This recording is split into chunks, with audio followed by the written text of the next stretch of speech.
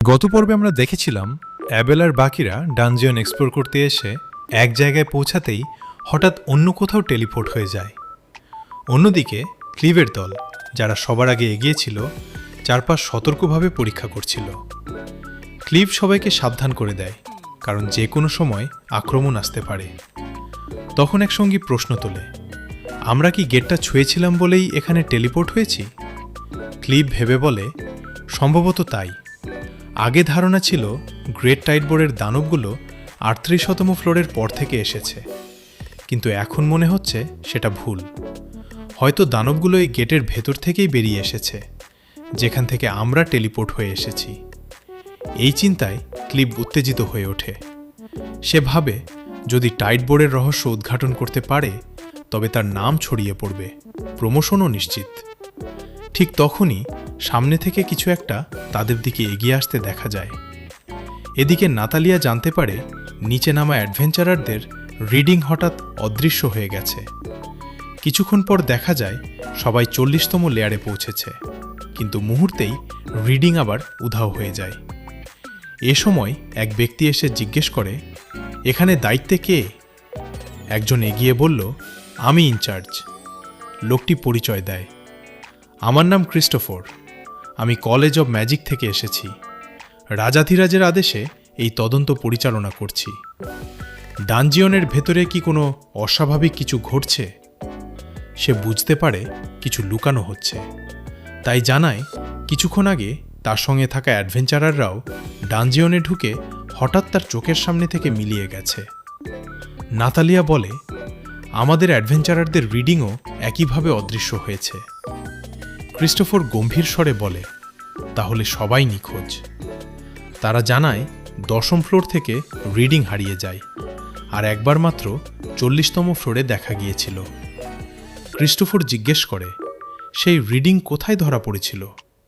উত্তর আসে, 40তম ফ্লোরে। এটা শুনে ক্রিস্টোফার ভীষণ অবাক হয়ে বলল, এটা তো বেশ গভীর স্তর। আজ পর্যন্ত কোনো অ্যাডভেঞ্চারারই 38তম ফ্লোরের পর যেতে পারেনি। শোনা যায় 30তম ফ্লোরের পরের মনস্টারগুলো এতটাই ভয়ঙ্কর যে বি র্যাঙ্কের পার্টিরাও তাদের হারাতে পারে না। অন্যরা জানালো, নিচে লুনের বি র্যাঙ্ক পার্টি ক্রিমসন সর্ডও নেমেছে, তাই হয়তো সবাই একসাথেই আছে। গিল্ড মাস্টারের কাছেও বার্তা পাঠানো হয়েছে, খবর পেলেই তিনি চলে আসবেন। এদিকে নাতালিয়া যখন ভাবল ক্রিমসন সর্ড অর্থাৎ অ্যাবেলের দলও বিপদে পড়তে পারে, তখন সে আর দেরি না করে বেরিয়ে গেল। পরের দৃশ্যে রিসেপশনিস্ট গিল্ড মাস্টারকে জানালো ইনভেস্টিগেশন টিম নিখোঁজ, তাই তাকে দ্রুত ডানজিয়নের প্রবেশপথে যেতে হবে। গিল্ড মাস্টার বিস্মিত হয়ে বললেন, আমি এখনই যাচ্ছি, আর চেষ্টা করো যেন অন্য অ্যাডভেঞ্চারাররা বিষয়টা বিস্তারিত না জানতে পারে। তারপর তিনি রওনা দিলেন। অন্যদিকে লাইব্রেরিতে রিও বিভ্রান্ত হয়ে ঘুরছিল। যে বইটি দরকার সেটি কোথায় আছে জানে না। সে উপরে উঠে দেখে সেরা এসেছে কিনা। প্রথমে তাকে না দেখে মুখটা মলিন হয়ে যায়, কিন্তু পরক্ষণেই দেখে সেরা পাশেই দাঁড়িয়ে।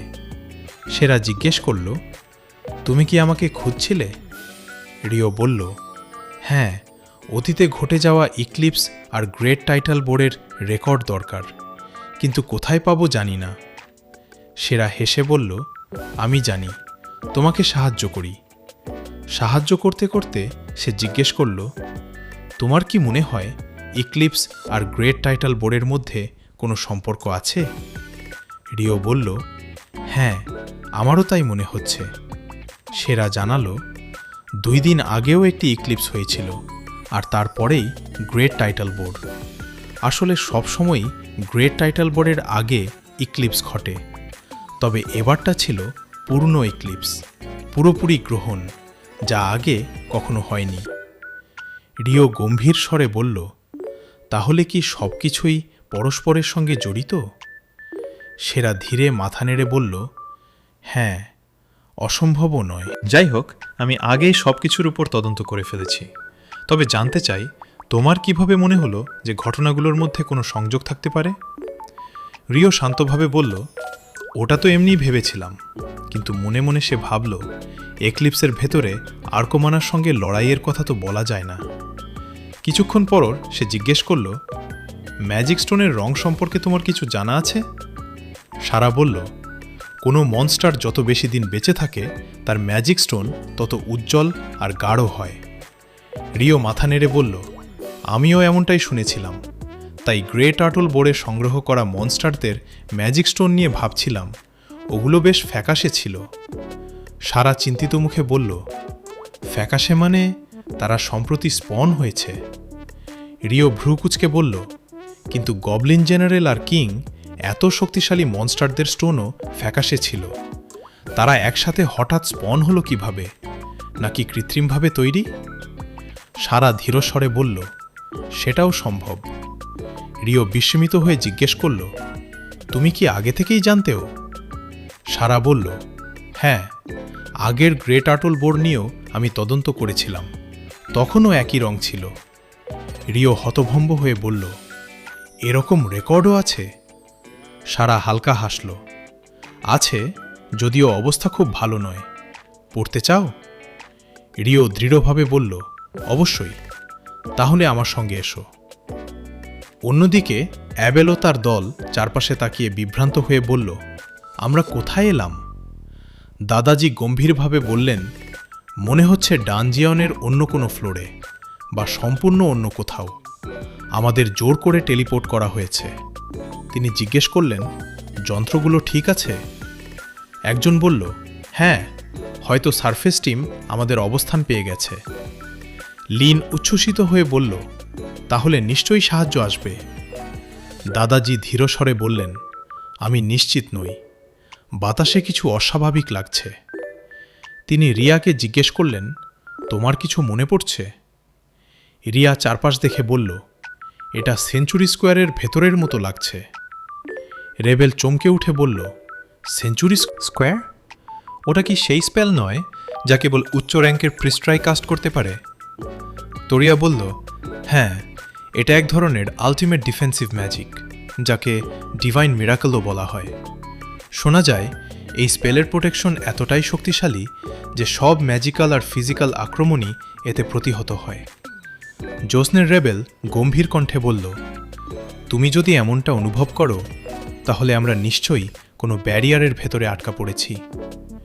রিয়া বলল, হ্যাঁ, কিন্তু এই ব্যারিয়ারের সীমা কোথায় শেষ তা বুঝতে পারছি না। মানে, স্পেলটা ভীষণ বড়। এবেল চিন্তিত হয়ে বলল, তার মানে আমরা যেখানেই থাকি বিপদের মধ্যেই আছি। লিন, তুমি কি শক্তি দিয়ে আশপাশটা একটু অনুসন্ধান করতে পারবে? লিন মাথা নেড়ে চারপাশ পরীক্ষা করল। কিছুক্ষণ পর জানালো, এখান থেকে প্রায় 500 মিটার দূরে অনেক মানুষ আছে, আর তাদের মধ্যে 50 জন এমন যাদের সে আগে কখনো দেখেনি। দাদাজি বললেন, তাহলে সামনে ক্লিভ আর তার দলই থাকতে পারে। এবেল বলল, ঠিক আছে, আমরা তাদের দিকেই যাই।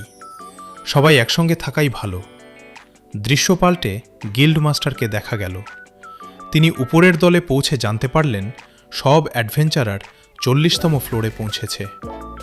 জোস অবাক হয়ে বলল, শহরের সব অ্যাডভেঞ্চারারকেও পাঠালেও তারা একসঙ্গে সেখানে পৌঁছাতে পারবে না। ওই ফ্লোরে পৌঁছানো প্রায় অসম্ভব, সাহায্য পাঠানোও কঠিন। ক্রিস্টোফার বলল, আগে জানতে হবে ওরা হঠাৎ গায়েব হলো কিভাবে। এমনটা আবার হলে আমরা সেখানে যেতে পারবো না। গিল্ড মাস্টার গম্ভীরভাবে বললেন, ঠিক বলেছ, এমন বিপদে স্থানীয় অ্যাডভেঞ্চারারদেরও পাঠানো যাবে না। এখন শুধু প্রার্থনাই করা যায়, যেখানে তারা আছে সেখানেই যেন নিরাপদ থাকে। এদিকে ডানজিয়নের ভেতর ক্লিভের সঙ্গীদের ওপর আক্রমণ শুরু হয়। অনেকেই নিহত হয়, যদিও কেউ কেউ ব্যারিয়ার তুলে বেঁচে যায়, কিন্তু শিগগিরই ভয়ঙ্কর আঘাতে সেই ব্যারিয়ারও ভেঙে পড়ে। আরও অনেকে আহত হয়। হঠাৎ তারা বুঝতে পারে আক্রমণকারীরা ডেমন। লিভ চিৎকার করে উঠল, এরা তো ডেভিল! কয়েকজন অ্যাডভেঞ্চারার তলোয়ার তুলে ঝাঁপিয়ে পড়ে, কিন্তু ডেভিলরাও অস্ত্র বের করে পাল্টা আক্রমণ চালায়। একের পর এক আঘাতে তারা অ্যাডভেঞ্চারারদের কাবু করতে থাকে। ঠিক তখনই সেখানে এসে পৌঁছালো অ্যাবেলের দল। তাদের সামনে চলতে থাকা ভয়ঙ্কর লড়াই দেখে তারা বিস্মিত হয়ে যায়। দানবগুলো সাধারণ মনস্টার নয়, এরা ডেভিল। রিয়া গম্ভীর স্বরে জানায়, ডেভিলরা ঈশ্বর আর অ্যাঞ্জেলদের শত্রু। তারা মানুষের চেয়ে বহু গুণ শক্তিশালী, আর তাদের ওপর ম্যাজিক কাজ করে না বললেই চলে। লিন অবাক হয়ে জিজ্ঞেস করে, তাহলে ডেভিলরা এখানে কি করছে? দাদাজি শান্তভাবে বলেন, পরে ভাবা যাবে, আগে ক্লিভ আর তার সঙ্গীদের বাঁচাতে হবে। ওদিকে ক্লিভ প্রায় জ্ঞান হারাতে যাচ্ছিল। ঠিক তখনই অ্যাবেলের দল হঠাৎ আক্রমণ চালায়। তারা ম্যাজিকের তীর ছুঁড়ে একের পর এক ডেভিলকে আঘাত করে। দৃশ্যটা দেখে রিয়া বিস্মিত। ম্যাজিক তো কাজ করার কথা নয়, কিন্তু এদের উপর প্রভাব পড়ছে। দাদাজি ব্যাখ্যা করেন, ম্যাজিক একেবারেই কাজ করে না, এটা কখনো প্রমাণিত হয়নি। লক্ষ্য ঠিক করে আঘাত করলে ডিফেন্স ভাঙা সম্ভব। তারা একসঙ্গে মনোযোগ দিয়ে আক্রমণ চালাতে থাকে। ধীরে ধীরে ডেভিলের সংখ্যা কমে, কিন্তু মানা দ্রুত ফুরিয়ে যাচ্ছে। ঠিক তখন অ্যাবেল দেখে সব ডেভিলের পেছনে এক অদ্ভুত শক্তিশালী ডেভিল দাঁড়িয়ে আছে। সে বলে, এবার সরাসরি লড়াইয়ে নামব। ওয়ারেন শিল্ড তুলে সবাইকে রক্ষা করতে করতে এগোয়। কাছে পৌঁছে তারা তীব্র আক্রমণ শুরু করে। এক আঘাতে একাধিক ডেভিল পরাস্ত হয়, কিন্তু দীর্ঘ লড়াইয়ের পর লিনের মানা ফুরিয়ে যায়। সে মাটিতে পড়ে যায়, কোনো পোষণও নেই। এভার তাকিয়ে দেখে এখন মাত্র 6টি ডেভিল বাকি। তাদের মধ্যে সেই বোসটিও আছে। রিয়া বলে, মনে হচ্ছে ওদের বস একজন ডেমন প্রিন্স। আলাদা চোখ দেখলেই বোঝা যায়। অ্যাবেল চমকে ওঠে, মানে সে এখনও পুরোপুরি ডেমন লর্ড হয়নি? রিয়া মাথা নাড়ে, হ্যাঁ, এটা ডেমন লর্ডের অপরিণত রূপ। 4 জন ডেমন প্রিন্স থাকে, তাদের মধ্য থেকে একজনই ডেমন লর্ড হয়। রেকর্ডে আছে এ পর্যন্ত কেবল একজন হিরোই তাকে পরাস্ত করতে। সব শুনে এবেল দৃঢ়কণ্ঠে বলে, আমি সামনে গিয়ে লড়ব। প্রিন্সকে আপাতত আটকে রেখে আগে বাকি ডেভিলগুলো শেষ করব। আমি আশা করছিলাম যদি কোনো সুযোগ মেলে কেউ না কেউ এসে এই ব্যারিয়ার ভেঙে আমাদের বাঁচাবে, তাই আমরা হার মানব না।